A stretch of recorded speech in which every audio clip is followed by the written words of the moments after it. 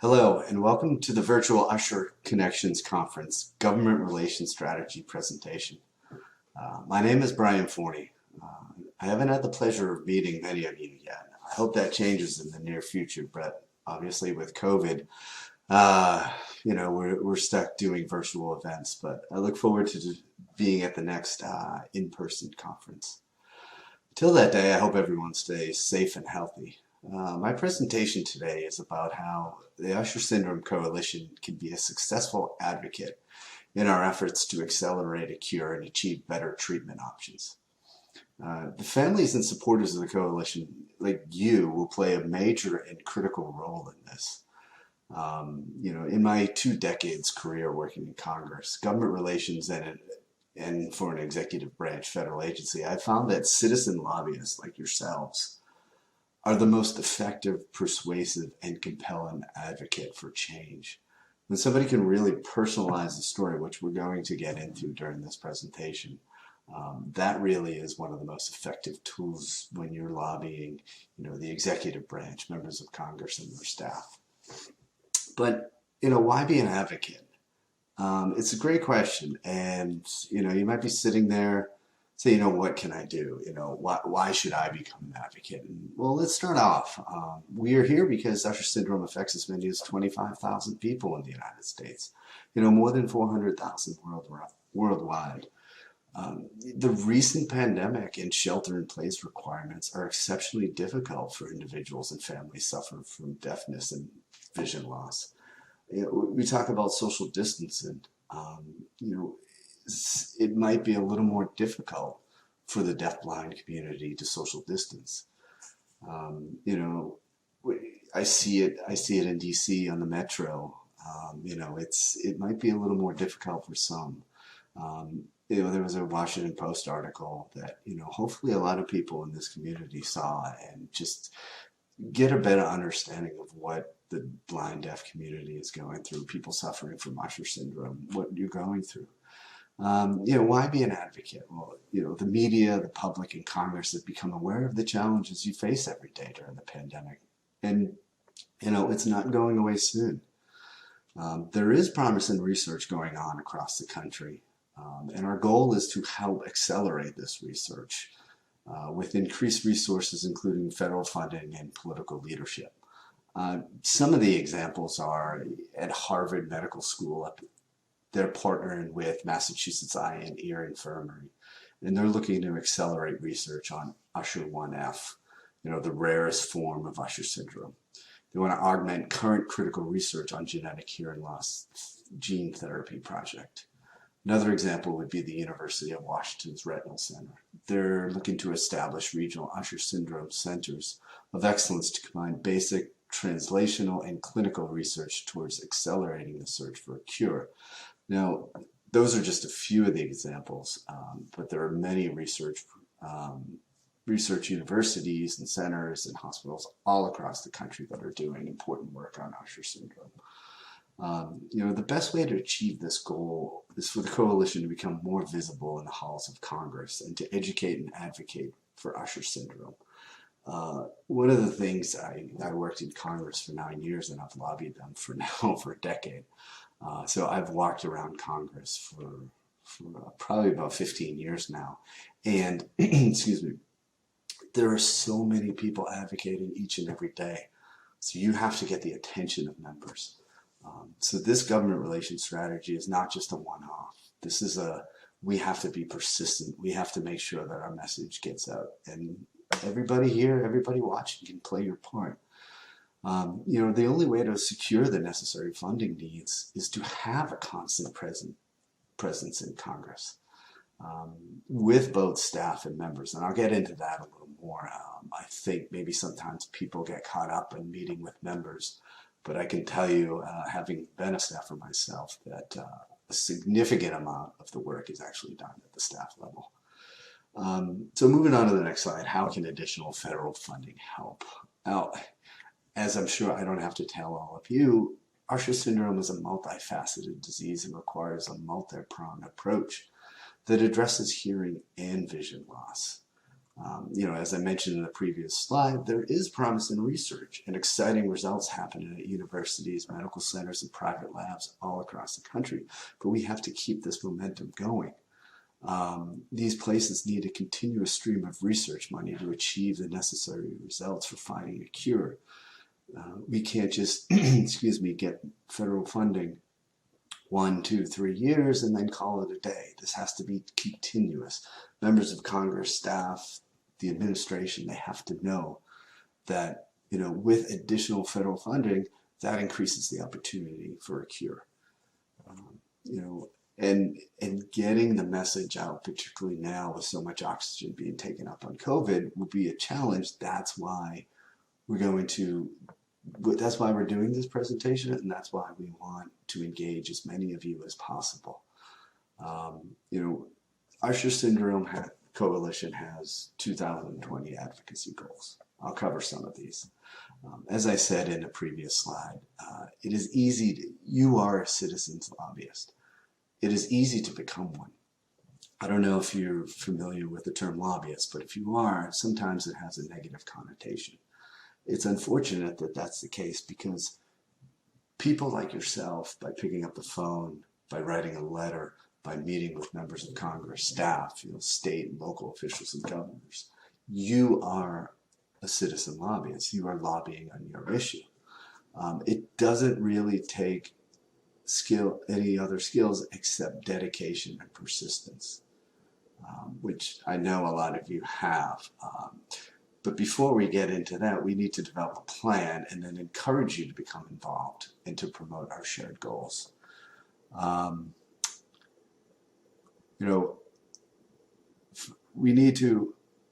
One of the things we need to do here is we need to identify and educate members of Congress and their staff about goals. Like I said before, there are so many organizations trying to take members of Congress and their staff's time.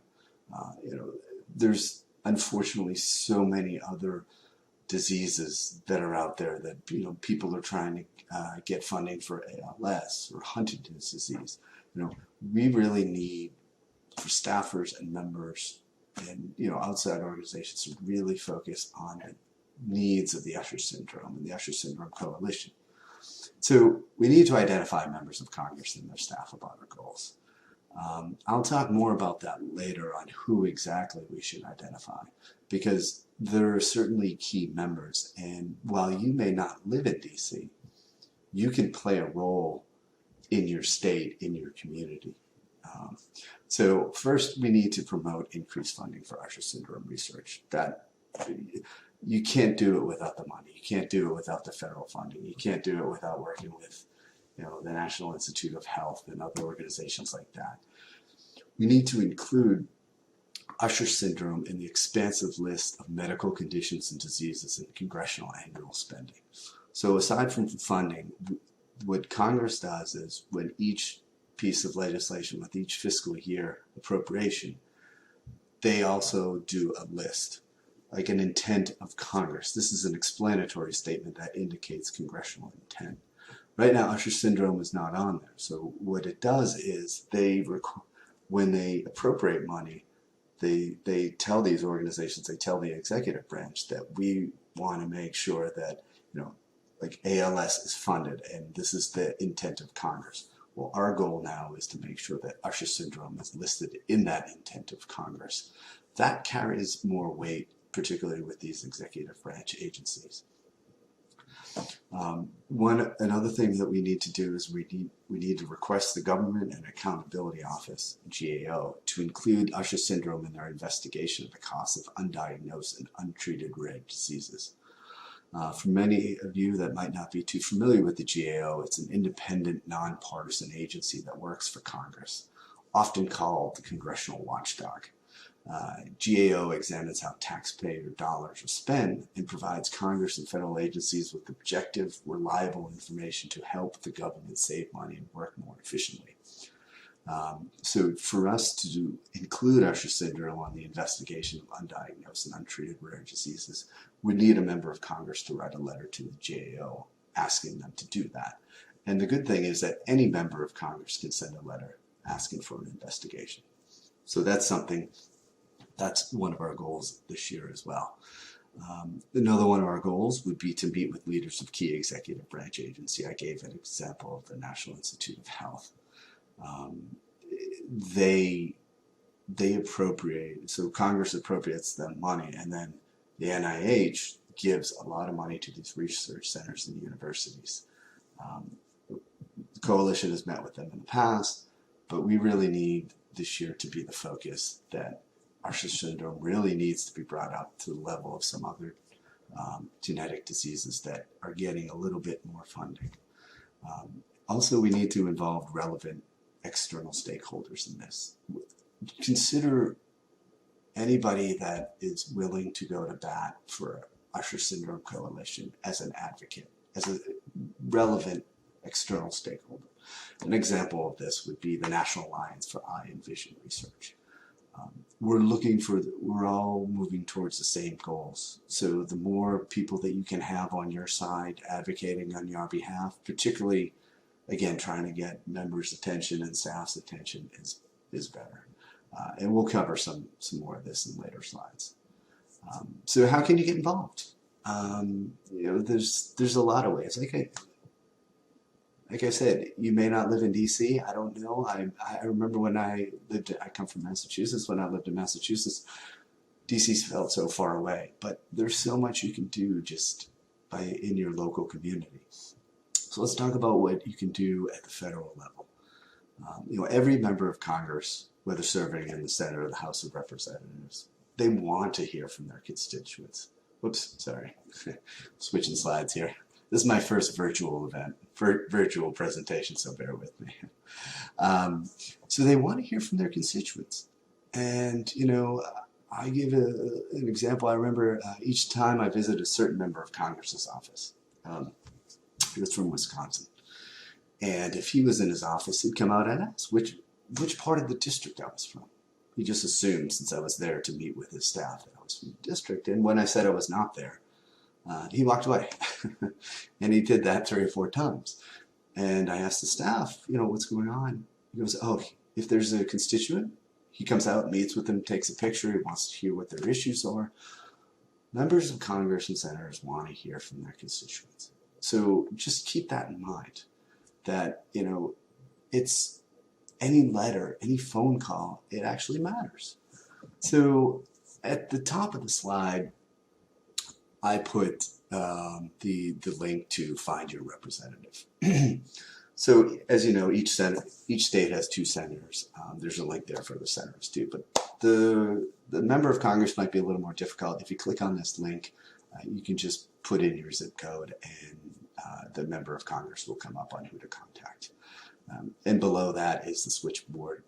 That way you just call, ask for your member, and you can speak to their office. And I will tell you that if you do call, you will talk to somebody in the office. And if you do have an issue that they want to talk about, the person answering the phone will take it down, and then they will log it in, and then it will go to the staffer responsible and the staffer for those issues, and then that staffer does tell the member of Congress. So don't think that a phone call won't get heard or won't get registered. They do matter. But what I want to stress in this is make it personal if you're willing to.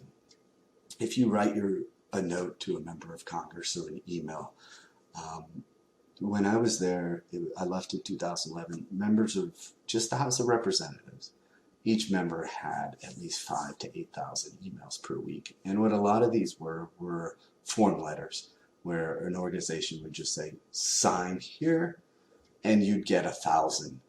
And the staffer would log it in, and you would get a response. Sometimes the member didn't see those ones. But I can tell you, when we got the personal notes, those were taken out, highlighted, and given to the member. It's the personal touch. And, some people have difficult stories to tell, and, I understand if you might not be able to, but if you can personalize, the letter or the call, it will have a bigger influence on the member and staff. That's just from my personal, opinion on having worked there, and now I lobby Congress. You know, like I said, staff save the personal notes. It's just, if you're getting 5,000 to 8,000 emails, it's tough to read all of them. In fact, it's almost impossible. So I just, again, stress, personalize, personalize, personalize. If there's one thing that you take away from this, and I hope it's more than one thing, personalize your message. So let's talk more about, you know, identify and encourage other congressional advocates to help. So here's, again, if you're not in DC, talk to your state legislature, talk to your state rep, talk to your state senator, you know, talk to the governor's office or staff. They do speak to the congressional delegation. And, you know, on this slide we have get to know your staff, get to know their staff, and schedule a meeting with DC or local staff. I understand it's impossible to do a meeting right now, an in-person meeting, but offices are doing virtual meetings. And having worked in a personal congressional office, go in and meet with them whenever you can. Because what they'll do is they will actually take your issue or your letter or your meeting, and then they will report that back to DC, and then they'll report that to the member as well. So even if you don't live in DC, even if you live in the furthest corner of Washington State, you know, 3,500 miles away from DC, meet with your member of Congress in his district office, or call that office. The staff there, like I said, they're not in DC, but they do report everything to DC. You know, it's right now, I wouldn't say it's easy to do, but they need to hear from you that increased funding for Usher syndrome is your priority. And it should be their priority as well. You know, there's an election coming up, and every House member, which is 435, and 35 senators are up for re-election in November. You know, so right now, they'll be in their districts and states more often. You know, they'll be, if you can't do an in-person meeting, like I said, it's a little difficult. Virtual meetings with constituents are a great way for them to reach out. You know, again, the congressional delegation speaks to the state delegation all the time. So when you're speaking to them, I'm going to reiterate, make it personal. So if we want to focus on funding, which is the key aspect of the strategy this year, we really need to hone our focus. There are some members of Congress who will play a larger role in our efforts to secure more money and attention to Usher syndrome. These are the members in the House and Senate who sit on the Appropriations Committee. The Appropriation Committee determines the annual funding amount for every government agency. And that full committee is divided into subcommittees that do the initial work of putting together a bill that determines the funding level for an agency, like the Department of Health and Human Services. Agents that I mentioned HHS, Health and Human Services, because that is the agency that has jurisdiction for Usher syndrome programs. If you have a member from your state serving on the House or Senate Appropriations Committee, that will be especially helpful. You'll get a little more information on that on a later slide. But don't be discouraged if your member does not sit on the Appropriations Committee. Members always talk to each other, so your member can lobby or advocate on your behalf. So if you have a member that does not sit on the Appropriations Committee, still talk to them. Still tell them that we need, you know, Usher syndrome, increased Usher syndrome funding. They'll talk on the Senate floor, they'll talk on the House floor, they can speak to their members while they're there, say, hey, look, you sit on the Appropriations Committee, you know, what are we doing about Usher syndrome funding? I need to see more of it. But if you do live in a state or congressional district that is represented by a member of the on the Appropriations Committee and or the subcommittee that funds Usher syndrome, and if you have any relationship with that member, please contact Krista.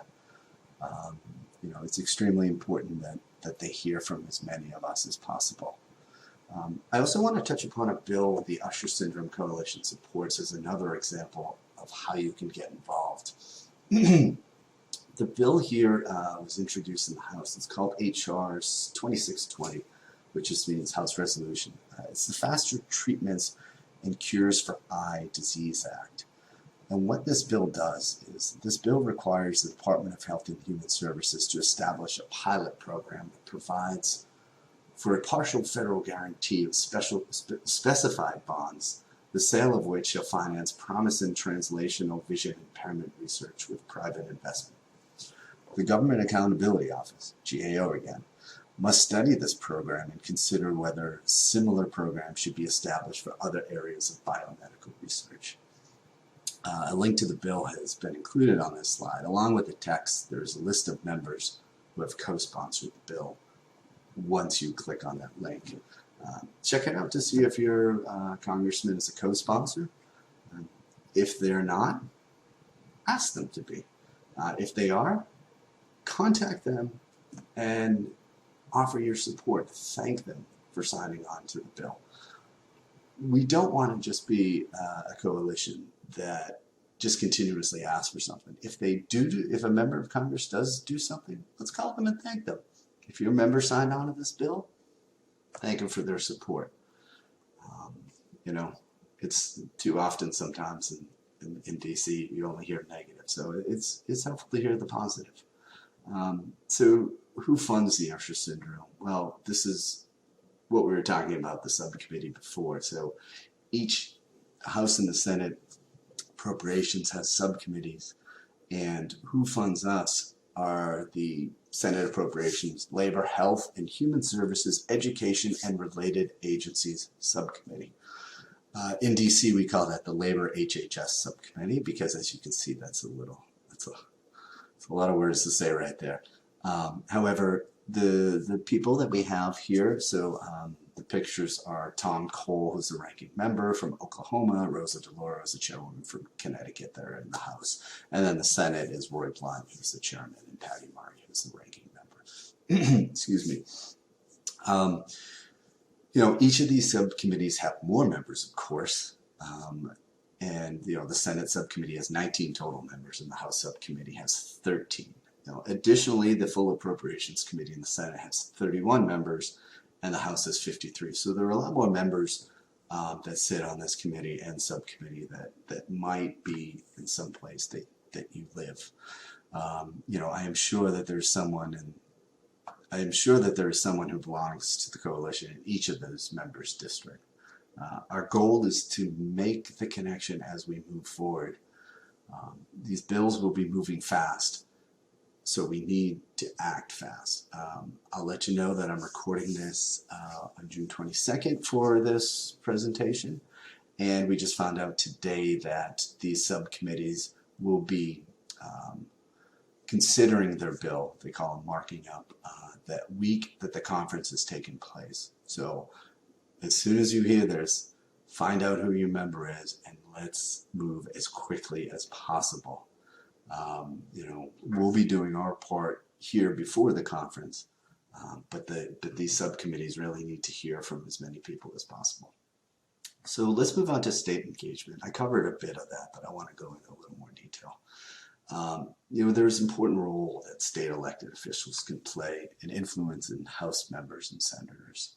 Most state lawmakers know and work with a federal member of Congress, even if they are from a different political party. They can be strong advocates for our program.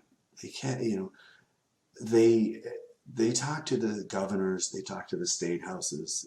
If you're a congressman from Massachusetts, you're talking to the state reps and state senators from Massachusetts, the governor's office, on a weekly basis. You're coming back to the district in the state, and you're doing meetings with local officials, and they're there. So the state politicians can be an advocate, and they do have a role to play too. They don't necessarily only have to be an advocate with their federal colleagues. For example, September 19th is Usher Syndrome Awareness Day.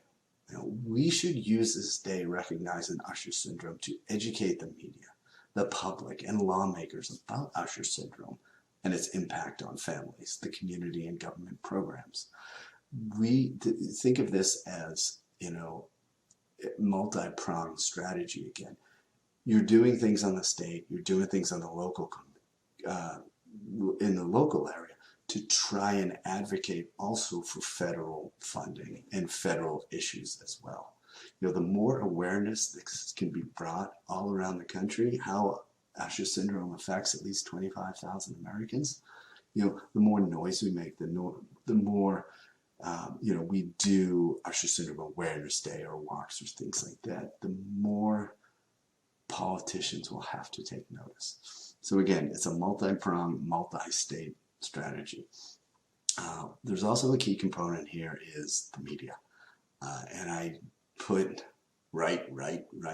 So just whatever you do, get the message that find an avenue to tell your story. Is that creating a blog? Is that writing an op-ed? Is that contacting your local newspaper? Is it asking for stakeholders to partner to write newspapers? The bottom line here is we need your help. Having lived in DC for over 15 years, I know the real power comes from citizen advocates like yourself. You offer a voice that carries a significant amount of weight. Even a small act can make a difference, especially during a time when we need to rely on the written word during COVID, and there are many ineffective ways to do that.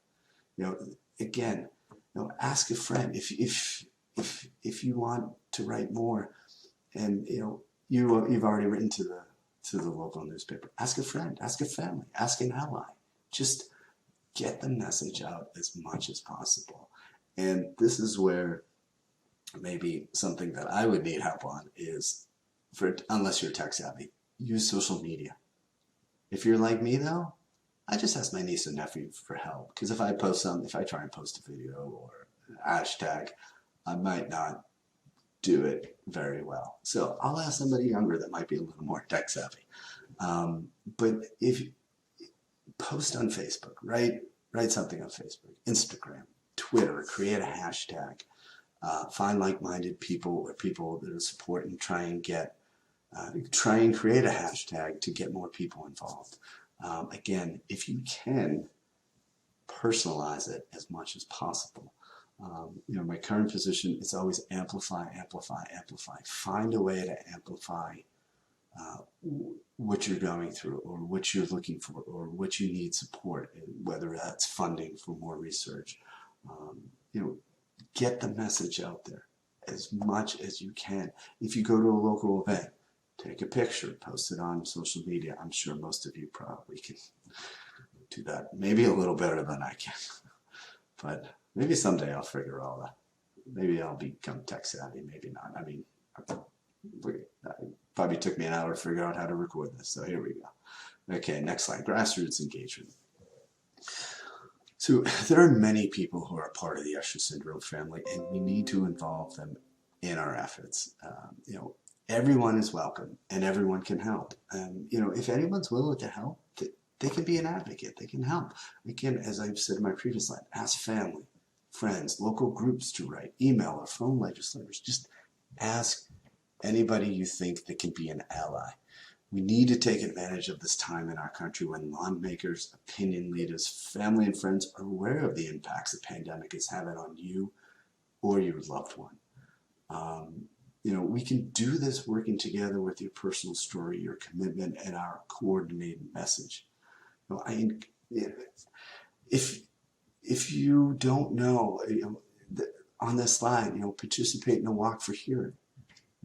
Find out what's going on in your community and just participate. Find out what's going on, or maybe you want to create something in your local community. Maybe there's a walk for hearing. Yeah, I didn't know that existed. Maybe I want that to happen in my town or city. Work with your local city hall, town hall. Work with your local city council member. Just work with whomever you think could be an ally. And I encourage you certainly to visit the Usher Syndrome Coalition website to see how you can get involved more. We have a great leader there, and what I want to talk about is, once you go to that, if you want to volunteer for the coalition, again, this is about building a community to ensure cure becomes a reality. Volunteer. Our leader there, Krista, who I'll talk about in a second, she's the more the merrier for her. That she wants more allies. She wants more people to help. Become an ambassador. Become a resource. If you have an experience and there's a family that just found out that their son or daughter just got diagnosed with Usher syndrome, they'll be looking for answers, or they'll be looking for people to talk to, or join, volunteer to talk to them, or join on the mailing list. Also, if you have certain skills, again, for this volunteer outreach, utilize them. Do you have marketing skills? Are you development? Are you finance? Are you audit? Anything. Any skills that you bring to the table, look to see if you can help the coalition again, because really everybody here that's watching, we're all, we're one family trying to attain the same goals. And that's, to find a cure. Krista Vassie, I can't say enough great things about her. I've volunteered now for 2 months. She's been exemplary. She's been really fantastic to work with. If you have any questions on advocacy, government relations, any issues that came up on this, contact her. She's the executive director of the Usher Syndrome Coalition. I'm sure most of you already know who she is. Her email is right there. And, thank you for taking the time, again, to listen to this. I really wish we could have done this in person. I'm sorry for this impersonal, virtual presentation. Hopefully next year the conference will be in person and I get to meet a lot of you that are watching this today. Thank you. Have a good day.